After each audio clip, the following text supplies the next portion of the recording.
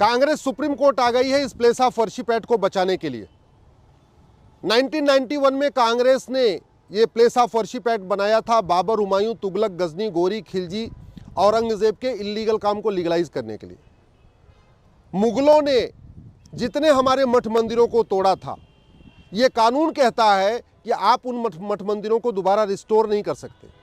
ये कानून कहता है कि काशी, मथुरा, भद्रकाली, भोजशाला, अटाला, संभल या और भी जो हमारे धार्मिक स्थान हैं जिनको मुगलों ने तोड़ा था, उनको रिस्टोर करने के लिए, उनको रिक्लेम करने के लिए हम कोर्ट नहीं जा सकते। ये कानून ये भी कहता है कि जो मुकदमा कोर्ट में चल रहा है वो मुकदमा बंद हो जाएगा। हिंदू, जैन, बौद्ध, सिख के लिए कोर्ट का दरवाज़ा बंद करता है। और सबसे खतरनाक जो अपनी याचिका में कांग्रेस ने कहा है कि अगर ये प्लेस ऑफ वर्शिप एक्ट खत्म हो जाएगा तो देश की एकता, अखंडता खतरे में हो जाएगी। एक तरीके से सुप्रीम कोर्ट को भी धमकी है, सरकार को भी धमकी है। कांग्रेस का यह कहना है कि प्लेस ऑफ वर्शिप एक्ट खत्म हुई तो अराजकता फैल जाएगी। इसका मतलब कि भारत अगर एक है तो इस प्लेस ऑफ वर्शिप एक्ट के कारण है। भारत इसलिए एक है क्योंकि जो बाबर, हुमायूं, गजनी, गोरी ने, औरंगजेब ने मंदिर तोड़ा था वो अभी दूसरों के कब्जे में है। जैसे उन मंदिरों को हम रिस्टोर करेंगे देश के टुकड़े हो जाएंगे। ये कांग्रेस ने अपनी याचिका में आरोप लगाया। कह रही है कि सेकुलरिज्म को बचाने के लिए प्लेस ऑफ वर्शिप एक्ट जरूरी है। तुष्टीकरण की पराकाष्ठा है ये। और कांग्रेस ने यह काम किया है केवल और केवल दिल्ली चुनाव को देखते हुए। दिल्ली में विधानसभा चुनाव है। 10 से ज़्यादा विधानसभा ऐसी विधानसभाएं हैं जहां मुस्लिम्स ये डिसाइड करते हैं कौन जीतेगा, कौन हारेगा। चूंकि कांग्रेस का खाता पिछले कई इलेक्शन से खुल नहीं रहा है दिल्ली में, तो उसने मुस्लिम वोट बैंक को अट्रैक्ट करने के लिए ये सुप्रीम कोर्ट में पिटीशन फाइल किया। एक तो 1991 में ये घटिया कानून बनाया और अब 2025 में आके उसी कानून को डिफेंड भी कर रही है कांग्रेस। मामला ये हिंदू मुस्लिम का नहीं है। मामला ये भारत की संप्रभुता और विदेशी आक्रांताओं के बीच में है। भारत का संविधान का प्रियम्बल कहता है हम एक सोवरेन देश है, हम संप्रभु देश है। संप्रभु देश का मतलब न गुलामी का नाम होना चाहिए, न गुलामी का निशान होना चाहिए। जिन स्थानों की रक्षा के लिए हमारे पूर्वजों ने बलिदान किया, गुरु तेग बहादुर जी ने अपना शीश कटवाया, गुरु गोविंद सिंह जी ने पूरा अपना परिवार बलिदान कर दिया, छत्रपति शिवाजी महाराज, संभाजी महाराज ने पूरा बलिदान किया। अगर उन स्थानों को हम कोर्ट के जरिए नहीं ले सकते तो किस बात की स्वतंत्रता? ये जो लड़ाई है ये हिंदू मुस्लिम की नहीं, ये राइट टू जस्टिस की लड़ाई है, फ्रीडम ऑफ रिलीजन की लड़ाई है। आखिर हिंदू, जैन, बौद्ध, सिख को धार्मिक स्वतंत्रता है कि नहीं?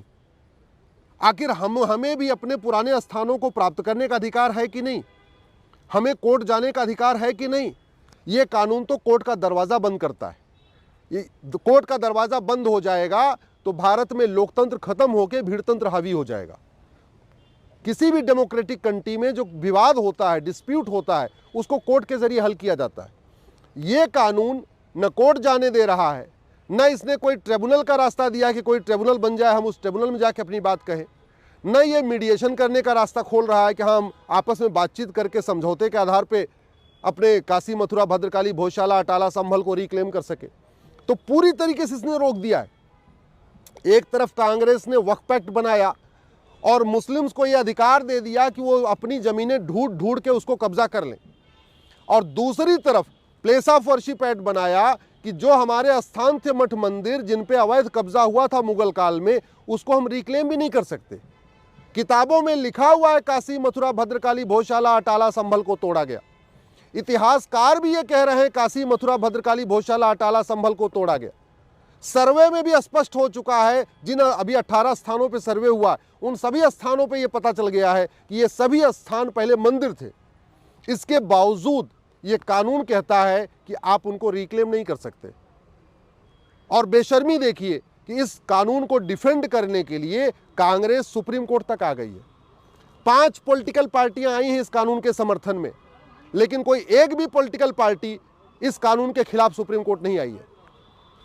5 सांसद आ चुके हैं सुप्रीम कोर्ट, लेकिन एक भी कोई सांसद इस कानून का विरोध करने के लिए सुप्रीम कोर्ट नहीं आया। जमीयत उलमा हिंद आ चुकी है, पर्सनल लॉ बोर्ड आ चुका है, बहुत सारे इस्लामिक संगठन आ चुके हैं इस कानून के समर्थन में। इस कानून का समर्थन करने का मतलब बाबर हुमायूं का समर्थन करना, प्लेस ऑफ वर्शिप एक्ट का समर्थन करने का मतलब है खिलजी और औरंगजेब का समर्थन करना।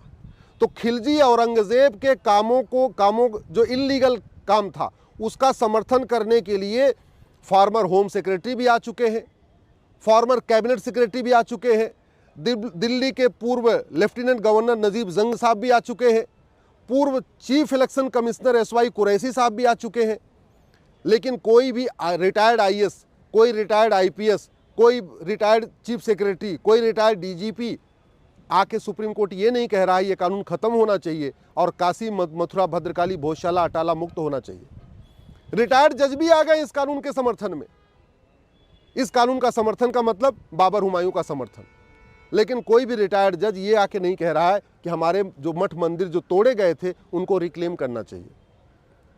कितने सारे मुस्लिम मौलवी आ चुके हैं, लेकिन हमारे महामंडलेश्वर नहीं आए हैं, हमारे आचार्य नहीं आए हैं, हमारे अखाड़ों के महंत नहीं आए हैं, हमारे कथावाचक नहीं आए हैं, हमारे और भी जितने शंकराचार्य हैं, 4 शंकराचार्य, उसमें से कोई एक भी नहीं आया।